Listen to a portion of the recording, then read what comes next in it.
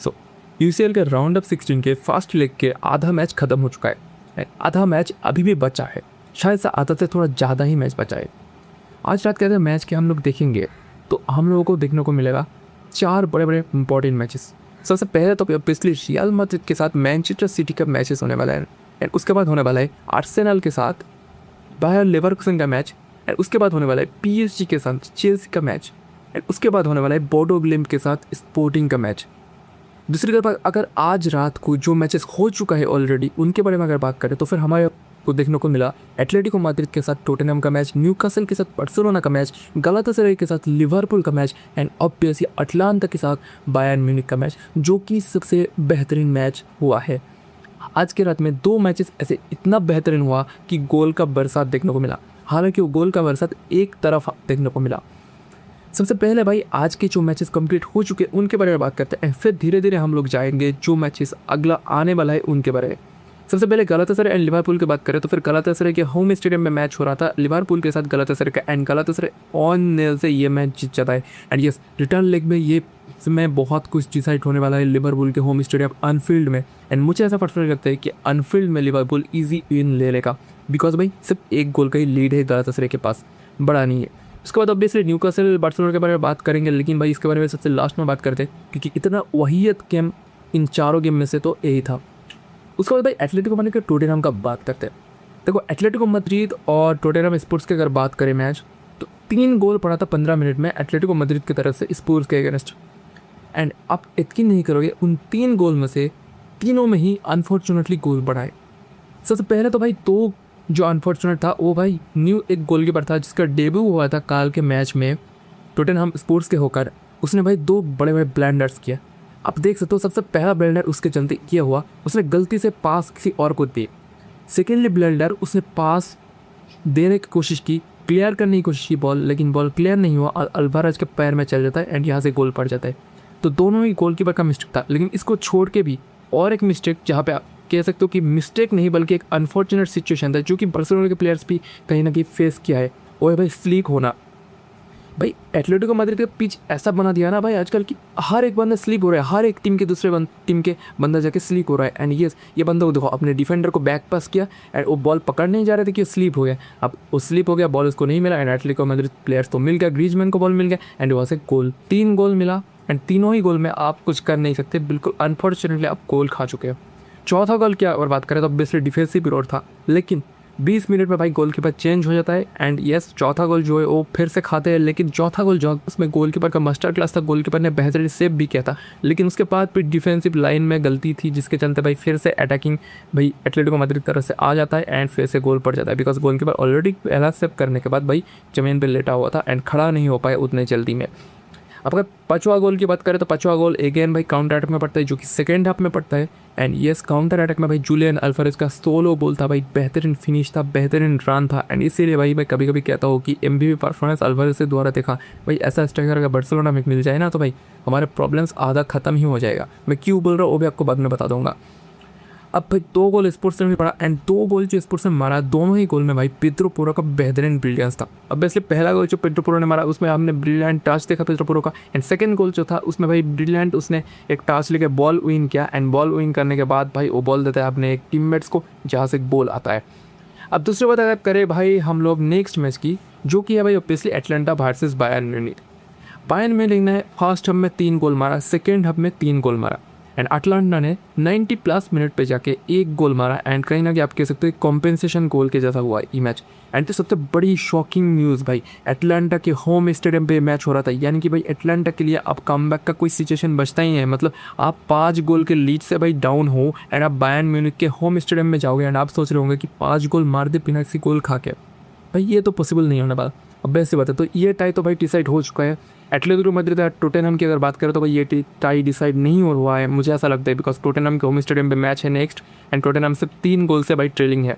तो 3 गोल भाई जैसे जैसे करके टोटेनहम मार देता है भाई एटलेटिको मैड्रिड के अगेंस्ट तो भाई कहीं ना कहीं मैच जीत सकता है। लेकिन हालांकि फिर भी मैं कहूँगा कि भाई एटलेटिको मैड्रिड के पास 90% चांस है भाई कि चला जाएगा बिकॉज बार्सिलोना जैसे जो इतना अटैकिंग डोमिनेंट टीम है वो अगर एटलेटिको मैड्रिड के अगेंस्ट 4 गोल नहीं पेल पा रहा है, जैसे जैसे करके 3 गोल पेल पा रहा है, तो भाई टोटेनहम के लिए जिसका ऑलरेडी भाई अटैक इतना ख़राब है वो क्या ही करेगा।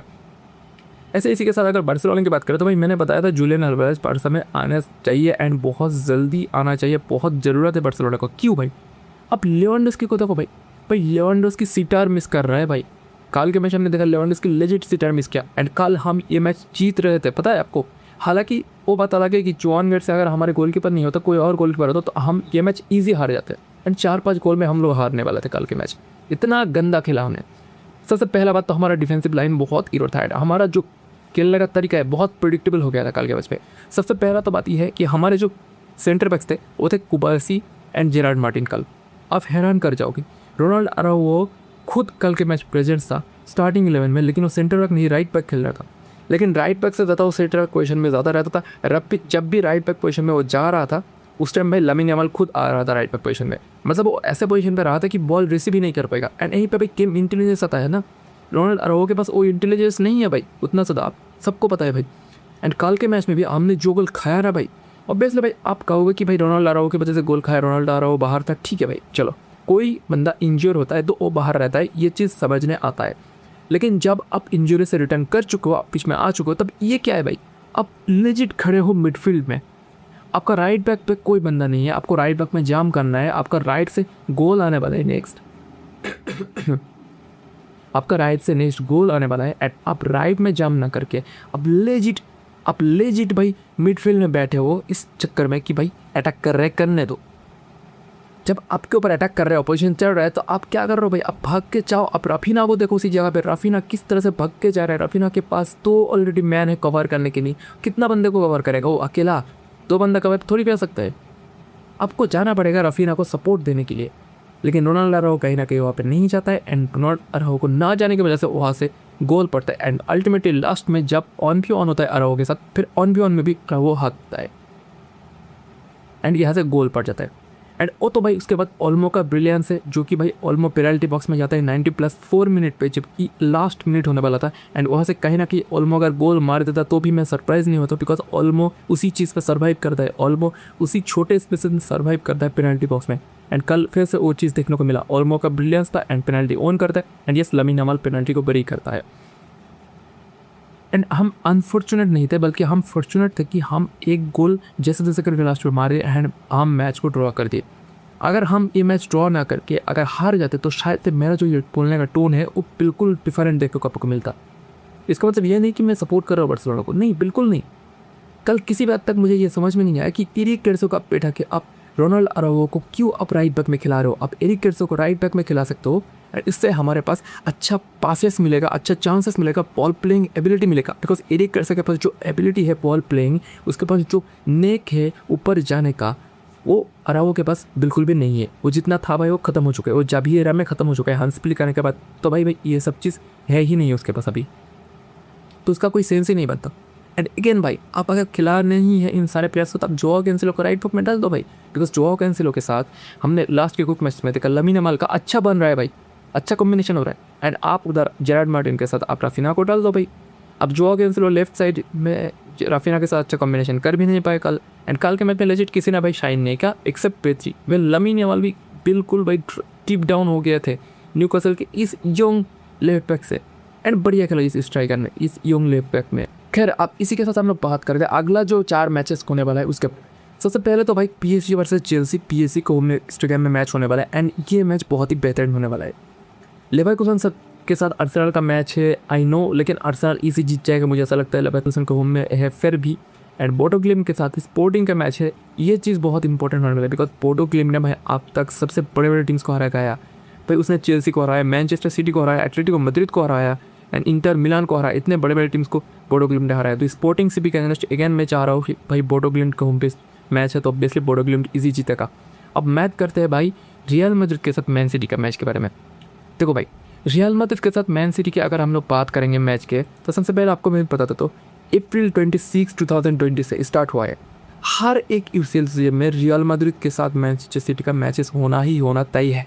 एंड सिर्फ ऑन लेग का नहीं 2 लेग का मैचेस होता है मस्ट। कहीं ना कहीं आप कह सकते हो कि भाई ये फिक्सिंग है वगैरह, जो भी है मैच फिक्सिंग है, लेकिन भाई जो भी हो लेकिन हो रहा है। अब मैच फिक्सिंग तो किसी भी तरह से नहीं है, बिकॉज ड्रॉ हो रहा है भाई। ड्रॉ में आप कैसे पहले से मैच फिक्सिंग कर सकते हो? मुझे तो समझ में नहीं आ रहा भाई। 2022 में यूसीएल सेमीफाइनल होता है, पहला लेग मैनचेस्टर सिटी 4 गोल से जीतता है रियल मैड्रिड के अगेंस्ट, एंड यस दूसरा लेग रियल मैड्रिड अपने होम पे 3-1 से मैनचेस्टर सिटी को बेचता है, एंड 6-5 से रियल मैड्रिड जाता है यूसीएल फाइनल में। दूसरी बात, अगेन यूसीएल सेमीफाइनल में फिर से दिखाई होता है 2023 में, जबकि मैनचेस्टर सिटी रियल मैड्रिड को ड्रॉ होता है, एंड उसके बाद मैनचेस्टर सिटी 4 गोल से रियल मैड्रिड को पिलता है। रियल मैड्रिड के होम स्टेडियम में आ गया 2023 में यूसीएल के सेमीफाइनल में, एंड मैनचेस्टर सिटी जाता है फाइनल में एंड वो ट्रिपल विन करता है। दूसरी बात अगर 2024 के यूसीएल क्वार्टर फाइनल में देखें, अगेन रियल मैड्रिड के साथ मैनचेस्टर सिटी ड्रॉ होता है फर्स्ट लेग में, सेकेंड लेग में Manchester city real Madrid again draw होता है, एंड यस पेनल्टी में जाके अल्टीमेटली रियल मैड्रिड वो मैच जीतता है। उसके बाद अगर हम लोग बात करें फिर 2025 में फरवरी 11 में यूसीएल प्लेऑफ्स में फिर से मैनचेस्टर सिटी रियल मैड्रिड का दिखावा होता है, 3-2 से रियल मैड्रिड जीतता है। सेकेंड लेग में फिर से 3-1 से रियल मैड्रिड जीतता है। 6-3 के क्रिकेट में रियल मैड्रिड जीत जाता है।